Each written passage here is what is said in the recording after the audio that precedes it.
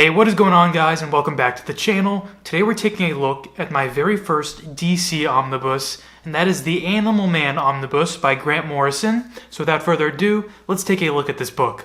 Here is the cover of the book featuring Animal Man and a monkey friend. And here is the spine of the book, which looks pretty sleek.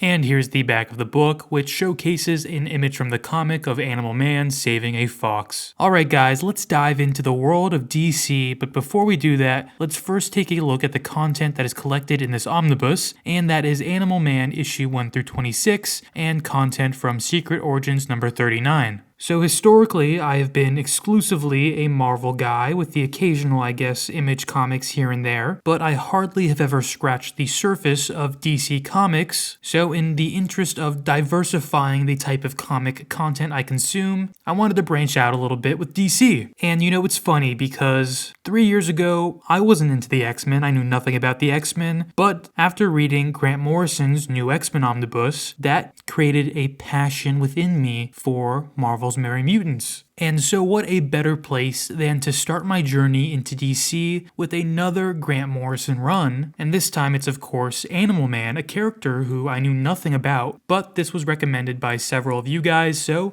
I figured I'd check it out. And we'll dive into details and my thoughts on the story, but let me get this out of the way and say that I absolutely loved this omnibus so much. In fact, this may be one of my favorite non-X-Men omnibuses that I own now. So if you guys have other DC omnibus recommendations that are similar to this, or that you think I'll like because I like this, or I liked other books on my channel, then please recommend them to me, because I am basically knowledgeless in the world of DC, so I don't know where to go, so I'm just going where you guys tell me, essentially. So first of all, who is Animal Man?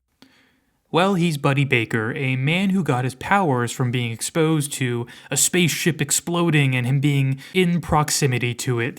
You know how comics are. I had no conception of what his power was. I assumed maybe he was some sort of shapeshifter just based off the name Animal Man, but it's actually a little different than that. He can absorb the animal feats of creatures that are in, a certain radius to him. So for example, he can absorb the powers of a bird or tap into them more so, and he can fly. Or he can absorb or tap into the powers of an elephant, and he becomes super strong and durable. So off the bat, I already love that because it makes the power have a lot of limitations to it because it's specifically situational. And Morrison finds a lot of really innovative uses of that power in this book, which were exciting for me to see. But cool powers can only get you so far. You've got to have more substance to your story, and this certainly does. From a character perspective, I really like Buddy, the Animal Man. He actually reminds me of Invincible a little bit. Similar in maturity, but a little older, so he's got a better grasp on it, but still kind of trying to find his place in the world, and has the charm of Invincible, and also the core of, any good superhero, a well-natured heart. But what was super fascinating to me, and I really enjoyed, was that after his initial outings in this run, he essentially gets radicalized by his powers and what he experiences as a result of them. Like, he ends up voicing his concerns to a military research group that is experimenting on dangerous biological weapons,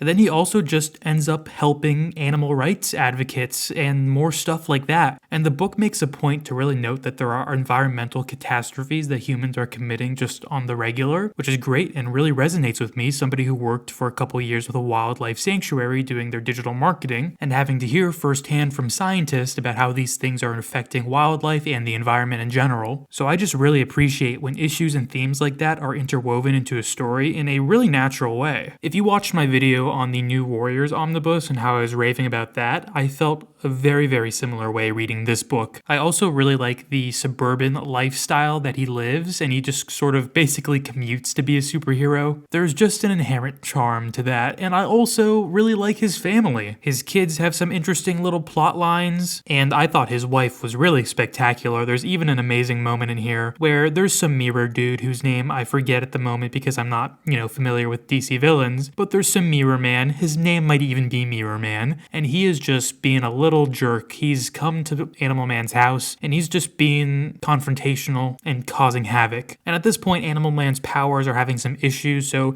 he's not able to fully defend the household. And so his wife is like talking to the Mirror dude, and she's like, you have to go. You have to get out. You can't just come here and do this. And she gives him a good kick in a place where it would hurt a lot, and he basically leaves. So she's also got some great character moments in there. I absolutely loved the artwork as well. The art itself and the colors really pop. This is basically one of my favorite art styles in comics, things similar to this. So that was a pleasant surprise because I actually thought that when I bought this, it was a more modern run, but this is like mid to late 80s, I believe, which is a sweet spot for this style of art. And I also really like how they use the medium in this story. I mean, there's some really abstract and absurdist things that happen in here, and they bend the comic book form around that in a really satisfying way for me. I also want to mention that this is probably a really good spot for somebody to dip their toes into the world of DC like I just did, because it's pretty focused on Animal Man, and there's not too much other guest appearances going on, and when they are in here, it's explained pretty thoroughly who they are and what their deal is and what their relationship to him is, and I feel like I don't need to know the massive continuity of what's happened in DC. But yeah, definitely check this one out if you haven't, guys. If you had, please let me know what you think. I'd love to hear it, but I really enjoyed also that it was kind of set up in a way where you could pick up any of these issues and sort of understand what's going on and get a full story. Like, it was kind of issue by issue. Each thing was different. Sometimes there was some follow through, but overall super accessible, and I highly recommend it. Thank you guys so much for watching this video. Please like, comment, and subscribe. And like I said, give me more recommendations for DC Comics.